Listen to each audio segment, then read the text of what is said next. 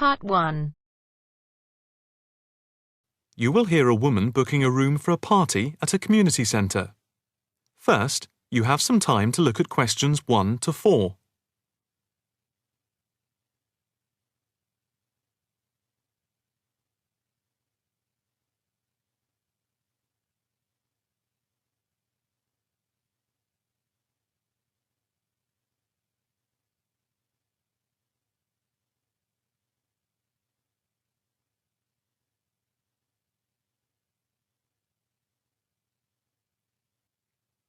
Now the test will begin. You should answer the questions as you listen, because you will not hear the recording a second time.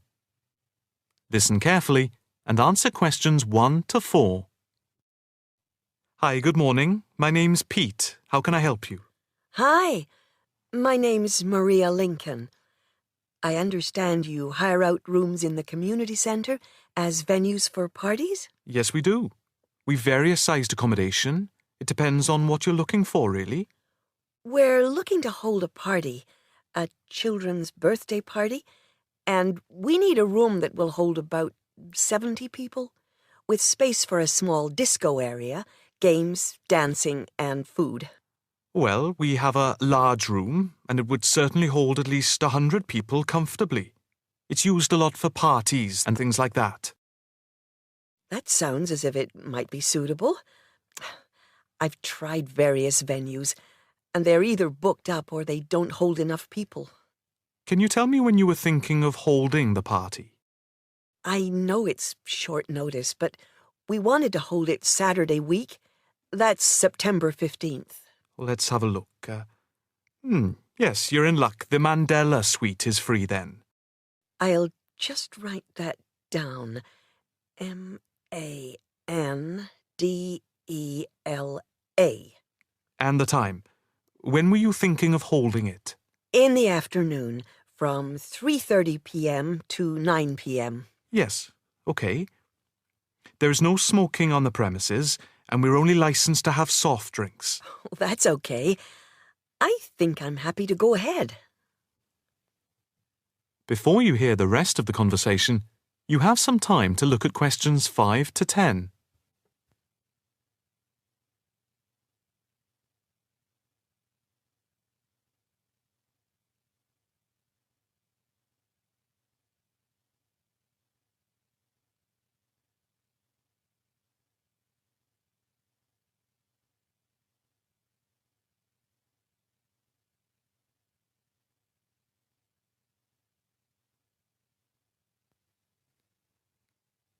Now listen and answer questions 5 to 10.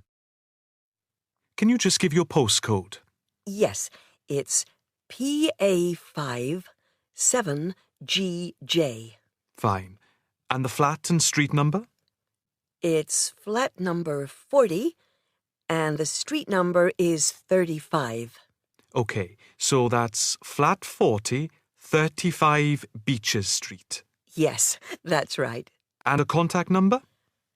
My landline is 223279 with the code. But I'll give you my mobile number, which is 07897 293381. Okay, 293381. Can you tell me how much it will cost? It's quite reasonable, actually. It's £115 for the hire of the room, with tables and chairs. But if you want to hire disco equipment, we've got a basic system with speakers and other equipment for £25. But there is no technician around in case anything goes wrong. And of course, it's optional. That would save us carting something from home, but maybe we should bring a spare sound system just in case. We've never had any problem with the system, but you might not want to take any chances. What about catering? Well, we had thought of getting everyone bringing something. We have someone who can do catering for £9 a head, including the cake if required. That's handy, but it's a lot as we have a fairly tight budget. So, you want to go ahead with the booking? Yes, certainly. OK. I need to take a deposit of £30, which is refundable. The balance needs to be paid 2 days before the event at the latest. Fine. You can cancel up to 2 days before, but after that you lose the deposit. We don't intend to cancel, but is there any insurance we can take out? Yes, there's a form here somewhere. How much? It's, let me see. It's only £9 for the 24-hour period, and that covers you for cancellation, damage, and injury. Well, at least we'd better have a look at it. How would you like to pay the deposit? Cash. I'll just give you a receipt. There you are. 10, 20, 30. £30. Maria Lincoln. Thank you very much. I'm really glad I found somewhere. We have been trying to book a place for the past 2 weeks, so thank you again, and bye for now. That is the end of section 1. You now have half a minute to check your answers.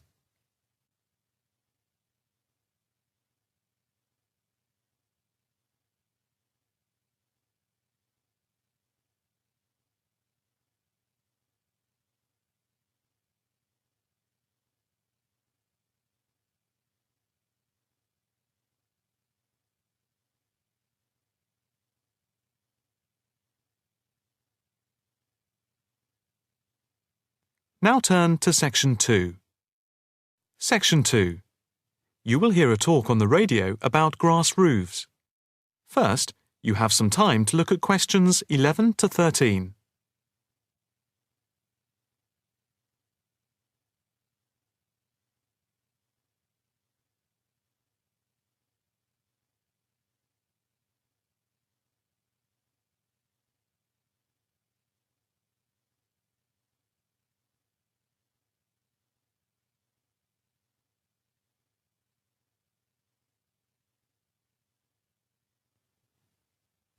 Now listen carefully and answer questions 11 to 13. And now it's straight into the eco hotspot for today's programme. We are in fact going to look at an intriguing trend in recent years in the world of eco-friendly developments. There has been a constant stream of new green products coming onto the market for the environmentally conscious. A new departure, which I feel needs greater attention drawn to it, is the increasing interest in grass roofs. Environmentalists sing the praises of grass roofs as interest in sustainable ecological building has led to the greening of the rooftops of residential and commercial buildings around the world. And what does this type of roof consist of? Instead of tiles, which allow water to run off and create flash flooding, the roof has a waterproof underlay, which is laid over the roof deck. This waterproof layer is then covered with layers for insulation and drainage. Then, on top of the insulation and drainage layer, is added a final layer of soil or crushed stones for the plants and/or grass to grow on. The roof can be planted with wildflowers to add colour and life to your rooftop. Before you hear the rest of the talk, you have some time to look at questions 14 to 20.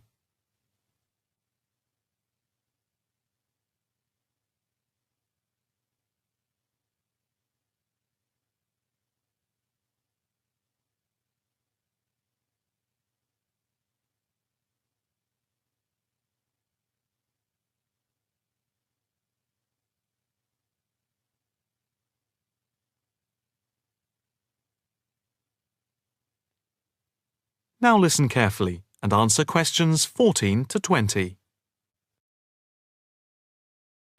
As for the benefits of grass roofs, in spring and in summer they're very pretty as flowers spring into bloom.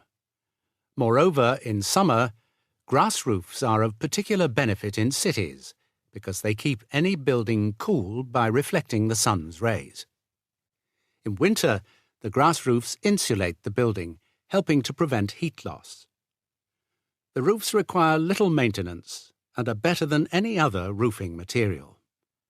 They encourage biodiversity by attracting bees and birds, and they absorb water runoff, which helps prevent flash flooding. In fact, the gravel layer retains 71% of the rainwater that falls, thus helping to prevent flash flooding. In winter, the brown soil is a bit more evident, which can look unattractive if the roofs are not tended carefully. But that is a price worth paying, and I would say that they come highly recommended by those who have them. If you compare grass roofs with tiles, the latter do certainly look very tidy, but at a price to the future of the planet. The main drawbacks of tiles, though, are the water runoff and the absorption of heat from the sun's rays in summer. So, if we are to save the planet from the ecological point of view, tiles do not come recommended. The only roof that I can think of which has similar ecological credentials to the grass roof is the thatched roof. Thatched roofs are good insulators and very attractive, but very pricey and not ideal for cities. How can we make more of our roofs green? That is, how can people be persuaded to install grass roofs? The World Green Roof Conference in Australia was a very good start. At a grassroots level, the best way to raise the profile of grass roofs is to make them trendy by highlighting them in fashionable magazines, so that people begin to feel that they cannot do without them. But the idea I like best is holding competitions for the best designed grass roofs. Next week, Eco Hotspot is going to look at... That is the end of section 2. You now have half a minute to check your answers.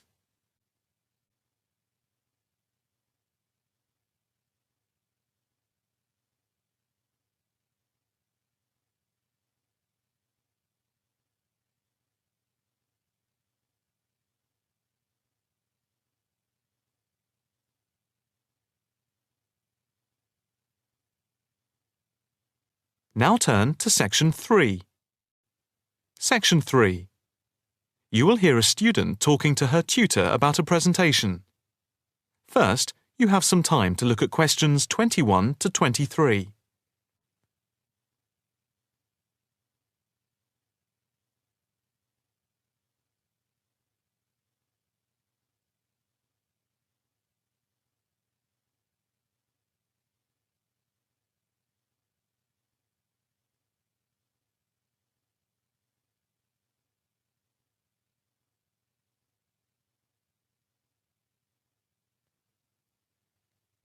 Now listen carefully and answer questions 21 to 23. Excuse me, Dr. Owen, Oh, hello, Karen. Have you got a few moments? Yeah, sure. How can I help you? Well, I've had difficulty finding data on the original question, and I was wondering if I could change my paper to Investment in Knowledge, comparing some European countries with the United States, and then with others throughout the world, including the OECD average. I found lots of data by way of graphs, etc. Where did you get the data from? From various sources, books and journals. How are you going to present the material? I am going to use the electronic whiteboard as suggested and do a blend of graphs, pictures, text and podcasts to illustrate my presentation. It sounds very impressive. Yes, let's hope the whiteboard works. But I'm also going to have a PowerPoint presentation for a backup, just to cover myself. A backup is a good idea, but it's a lot of work doing everything twice. It is, but at least I'll have experience of both. Before we talk about how to use the data I've selected, could you give me the names of a few websites I should look at for more specific background material? When you type in anything to do with knowledge, there are millions of sites listed. Before you hear the rest of the conversation, you have some time to look at questions 24 to 30.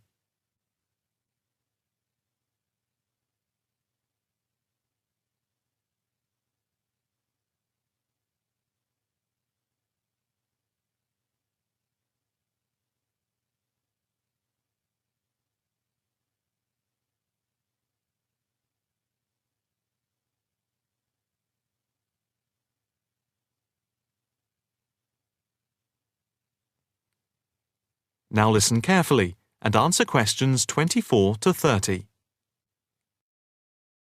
Let's see. Oh, I'll print you off this list.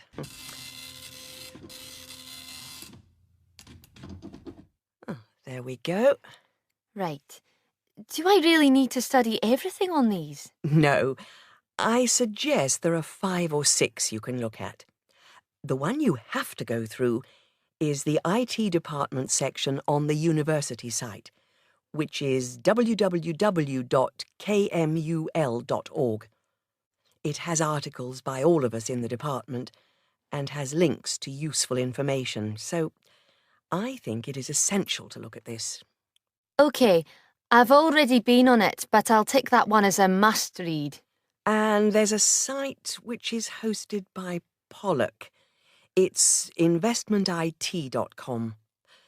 All you need to do is to skim the abstracts of the articles on the site. They'll give you a general idea about the effects of investment in knowledge. Yes, that sounds good. It cuts out having to read everything. What about this one? knowledgejournal.com. If I remember, it's not that useful. I would say that there are very few things that you need to read there. Then there's itknowledgereview.com. It's got loads of articles, but it's probably best just to read those that have come out in the last term or so. Do you have to subscribe? No, it's free from the university library. And another free journal online is itonline.com. I wouldn't say it's essential to read it, but it is beneficial. And so I think it is worth a look. If you think it's useful, there is no harm in looking at it. But nationalstatistics.com is worth looking at and trying out the links that it gives. I think these are probably enough to be getting on with. I think so. There's another thing I want to ask about. How much material should I use in my presentation? Avoid crowding the screen. If you have lots of information at one time, people will not be able to follow it and will just switch off. That's worth remembering. I've been in lectures where there was too much detail on the screen and it was impossible to read quickly. But what about visuals? Do you think it's okay to mix visuals and text? Visuals are very useful, but they must be relevant, or else people will get confused about what they mean and why they are there, and they won't pay attention to what you are saying. So be careful. From what I can see, you have the makings of a very good presentation. Thank you. That is the end of section 3. You now have half a minute to check your answers.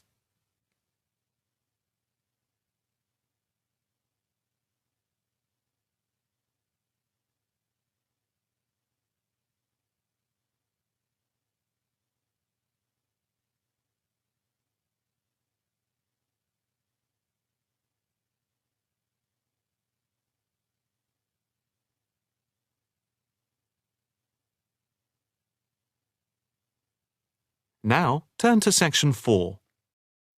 Section 4. You will hear a talk on the work of a printing department at a university. First, you have some time to look at questions 31 to 40.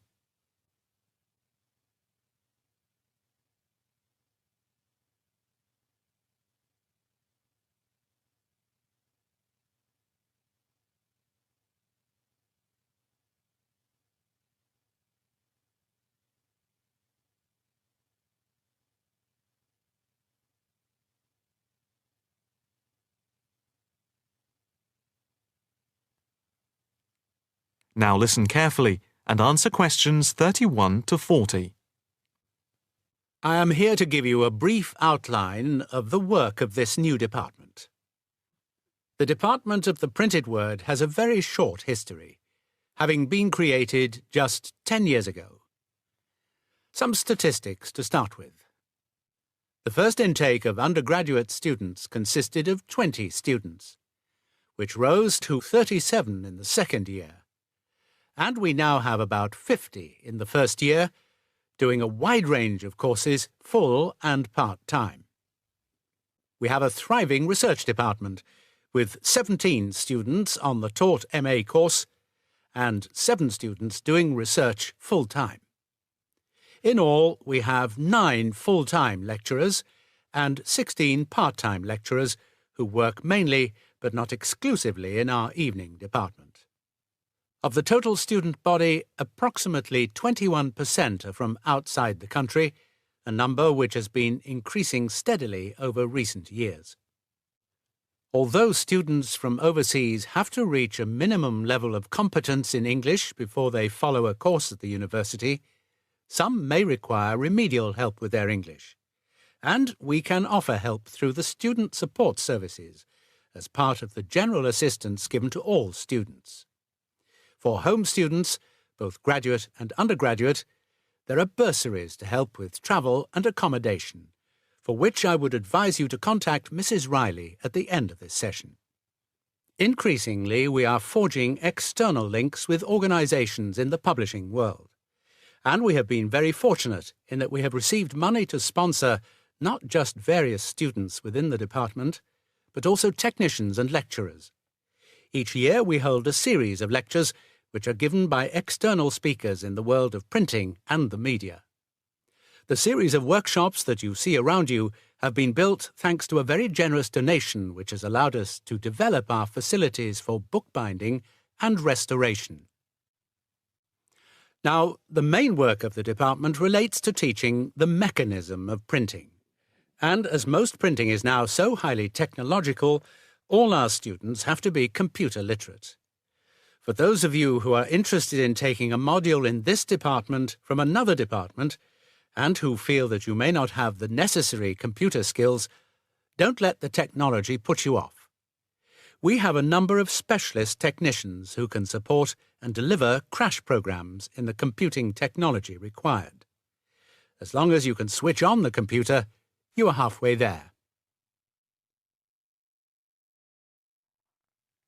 We have what can only be called state-of-the-art facilities, especially for those wishing to move into the publishing world, working not just as printers, but also in editing, page design, layout, and bookbinding. With the extensive facilities we have for book restoration, some of our former students are now employed as expert book restorers and conservationists, skills which were once almost dying out. In the display, you will notice samples of work on book cover design, and as well as having all the necessary computer programs for dealing with printing, we have some old printing presses. Despite being largely a modern department, we do have an increasing interest in research into the history of the printed word, ranging from early European to Chinese and Japanese printing techniques. We have in fact some very well-known experts on early printing in Europe in the 15th and 16th centuries. If this area appeals to you, you can talk to Dr. Fred Clare afterwards. From China, we're lucky to have as a visiting lecturer Dr. Yu, who is an authority on early Chinese manuscripts and printing machines. If you are thinking about doing a module with us, or you are interested in doing research after you have finished your first degree, the person to talk to is Professor Clarkson, who will be able to give you all the details. For postgraduate research, you should really be thinking about applying now, even though we are only in December, as the department now attracts large numbers of people, and we always have many applications for each research position. That is the end of section 4. You now have half a minute to check your answers.